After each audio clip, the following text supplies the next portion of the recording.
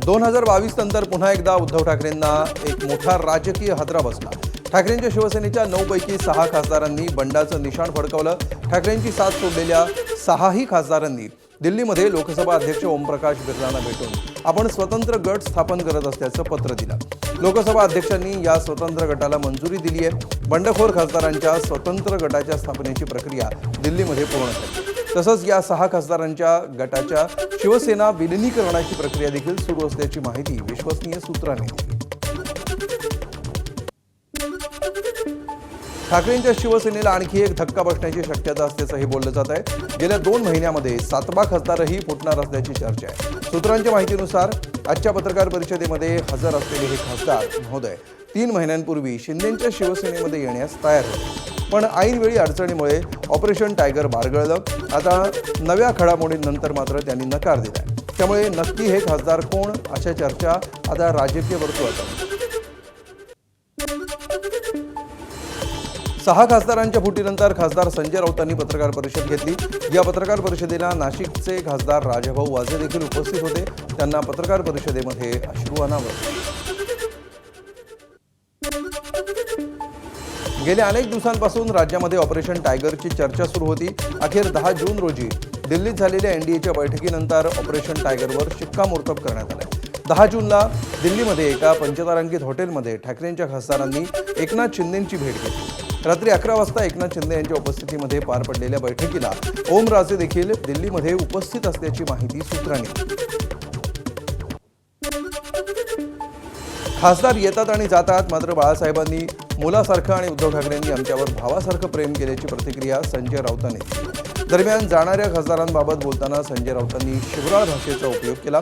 त्यांच्या या शिवराळ भाषेवर नरेश मस्केने टीका करत त्यांना लोकांमधून निवडून येण्याचं आव्हान दिलं।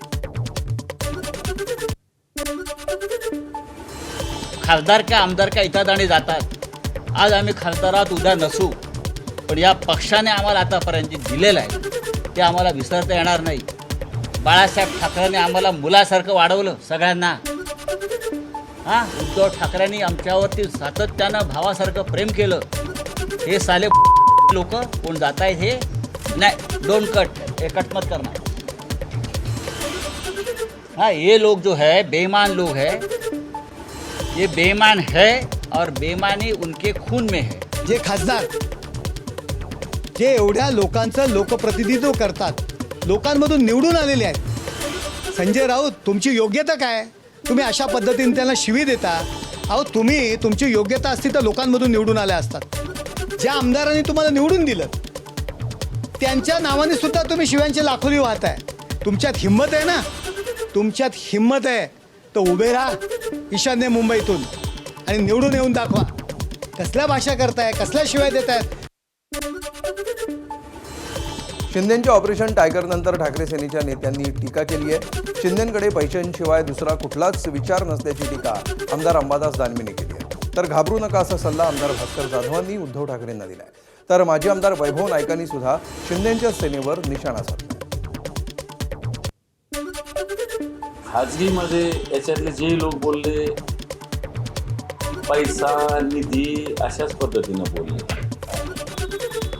याच्या आधीही जे आमदार फुटले होते ते अशाच पद्धतीनं बोलत होते। शिंदे गटाकडे पैसा या विषयाशिवाय कोणताही विचार नाही आहे, संघटना नाही आहे, श्युरिटी नाही आहे, पण एकटा पैसा त्यांच्याकडे आहे हे कबूल केलं पाहिजे। की शेवटी जे घडत आहे, जे घडणार आहे ते घडणारच आहे। त्याची फार मोठी चिंता पक्षप्रमुखांनी करू नये, एवढंच फक्त आजच्या खेपेला मी सांगेन। शेवटी ये दिन भी निकल जाएंगे, हे दिवस सुद्धा निघून जातील।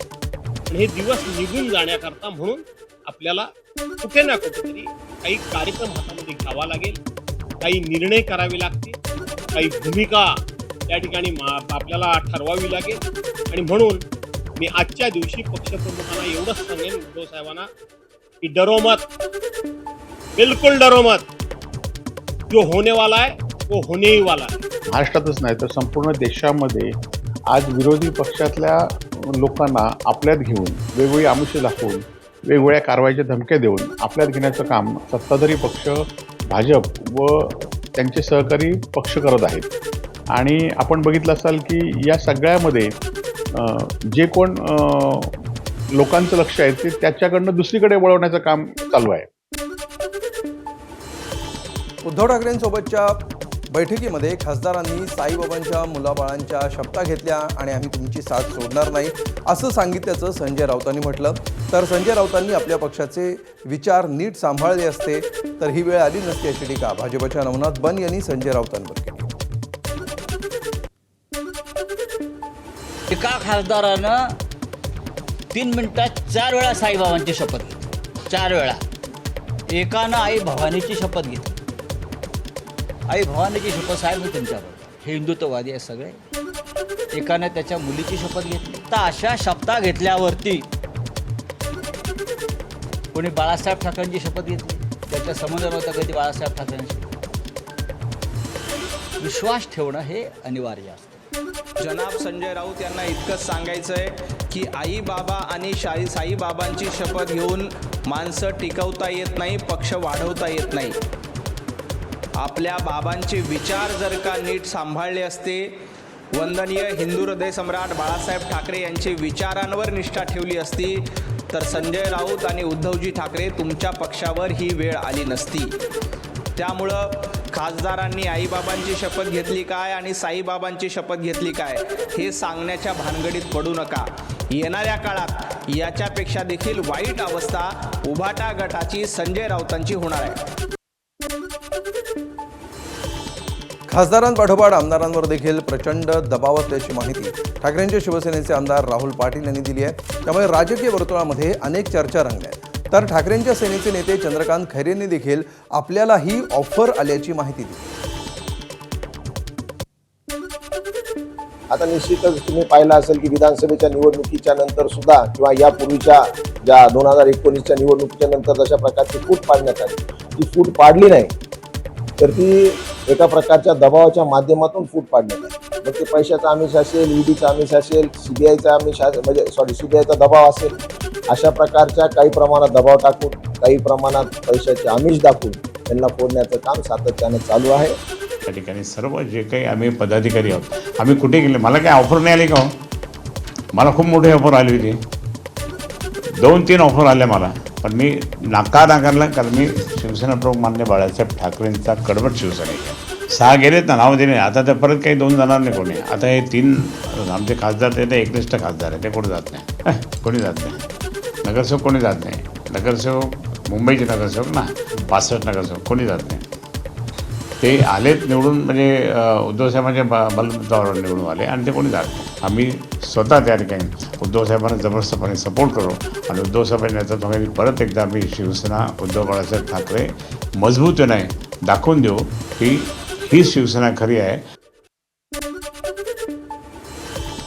आपल्याला ऑपरेशन टायगरबद्दल काहीही माहिती नाही, ऑपरेशन टायगर आणि भाजपचा काहीच संबंध नाही अशी प्रतिक्रिया चंद्रशेखर बावनकुळे यांनी दिली आहे. तर भाजपच्या पाठिंब्याशिवाय या गोष्टी होऊच शकत नाहीत अशी प्रतिक्रिया अंबादास दानवे यांनी दिली. मला ऑपरेशन टायगरबद्दलची काही माहिती नाही.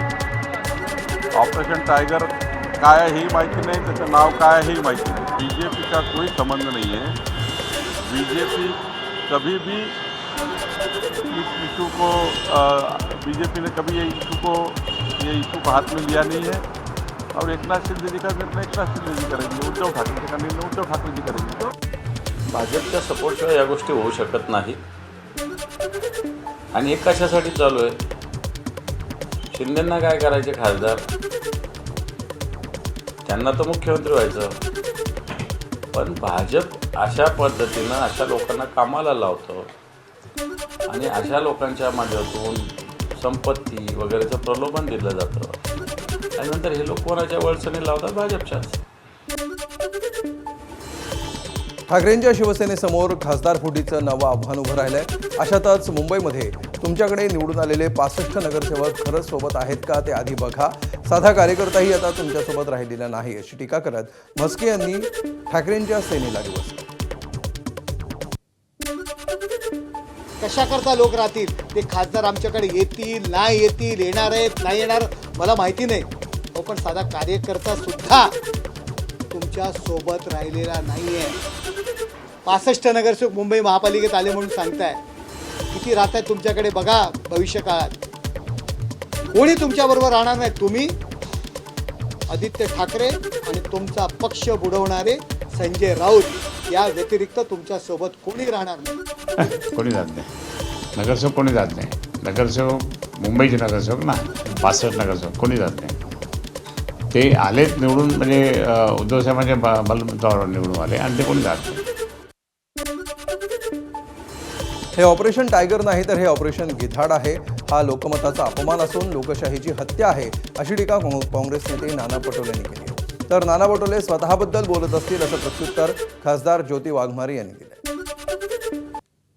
हे ऑपरेशन टायगर नाही, हे ऑपरेशन गिधड आहे. ही लोकशाहीची हत्या आहे. ज्या विचारांनी लोकांनी या खासदारांना निवडून दिलं होतं त्याच विचाराला संपुष्टात आणणं हे मोदी आणि त्यांचा अलायन्स करते आहे.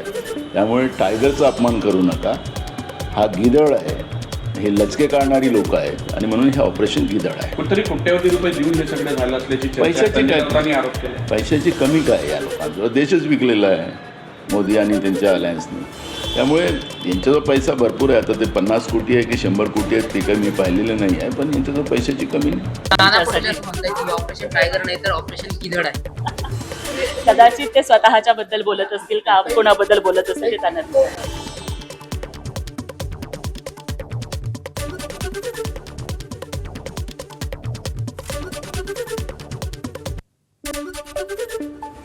एकनाथ शिंदे मुख्यमंत्री व्हावेत हे आपलं स्वप्न असल्याचं शिवसेनेच्या नरेंद्र भोंडेकरांनी म्हटलंय. देवेंद्र फडणवीस चांगलं काम करतायत, मात्र शिंदे मुख्यमंत्री व्हावेत ही इच्छा आहे असं भोंडेकरांनी म्हटलंय. तर भोंडेकरांनी आपली इच्छा व्यक्त केली, मात्र बहुमत देवेंद्रजींकडे आहे, अशी प्रतिक्रिया मंत्री चंद्रशेखर बावनकुळे यांनी दिली. नरेंद्र भोंडेकरांनी आपल्या भावना व्यक्त केल्या असतील. भावना व्यक्त करायचे अधिकार आहे. पण आज तरी मला वाटतं राज्यामध्ये मुख्यमंत्री देवेंद्र फडणवीस यांना मॅन्डेट मिळाला आहे. मोदींच्या नेतृत्वामध्ये देवेंद्रजी आज मजबूत मुख्यमंत्री महाराष्ट्राचे आहे आणि आज राज्याच्या विकसित राज्याच्या भूमिकेला देवेंद्र फडणवीसजी हे अत्यंत महत्त्वाचे लोकनेते, अत्यंत सक्रिय मुख्यमंत्री आणि या राज्याला मजबूत असे मुख्यमंत्री आहेत. त्यामुळं आज तरी कुठल्या विषयावर चर्चा करून उपयोग नाही. आमचे तर स्वप्नच आहेत की शिंदेसाहेब मुख्यमंत्री बनायला पाहिजे. आता देवेंद्रजी खूप चांगले काम करतात, पण कदाचित आता समजा भविष्यामध्ये आता काय होते काय सांगता येत नाही सगळं. तर जर समजा भविष्यात देवेंद्रजीचा आज नाही उद्या शिंदेसाहेब मुख्यमंत्री बनायला पाहिजे.